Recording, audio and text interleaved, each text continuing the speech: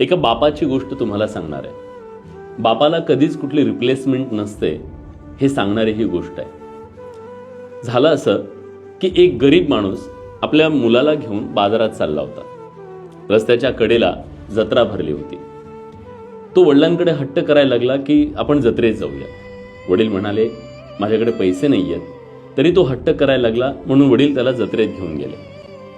जत्रेत गेल्यावर सुद्धा तो पुन्हा हट्ट करायला लागला, मला राटपाळण्यात बसायचंय, मला मौत का कुवा पाहायचंय, मला हे खायचंय, मला ते हवंय. अशा कितीतरी गोष्टी तो म्हणायला लागला. पण वडिलांकडे पैसे नव्हते. वडील म्हणाले की आपल्याकडे पैसे आल्यावर आपण घेऊ, आता आपण नाही घेऊ शकत. हे करता करता पुढे गेले आणि एक उंच असा राटपाळणा होता.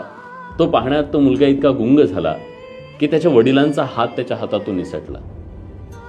त्याला लक्षात आलं की आपले वडील आता आपल्याकडे नाही आहेत. तो खूप मोठ्याने रडायला लागला आणि आजूबाजूच्या लोकांनी त्याला विचारलं काय झालं. तो म्हणाला माझे वडील हरवले, मला माझे वडील हवे.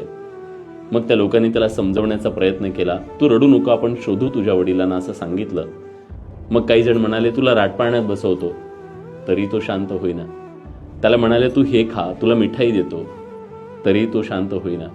त्यानंतर त्याला सांगितलं तुला मौत का कुवा दाखवू, तरी तो म्हणायला लागला मला काही नको, मला माझे वडील हवे आहेत. या सगळ्याचा अर्थ काय माहिती आहे? या सगळ्याचा अर्थ असा आहे, आयुष्यातल्या कितीही मोठ्या वाटणाऱ्या आपल्याला आनंदाच्या गोष्टी असतील तर त्या गोष्टी आपल्या वडिलांच्या कमतरतेला कधीच रिप्लेस करू शकत नाही.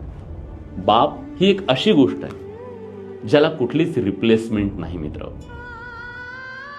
ज्याला बाप आहे त्याला त्याची कदर नसेल कदाचित, पण ज्याला नाही त्याला विचारा, बापाची रिप्लेसमेंट खरंच शक्य आहे.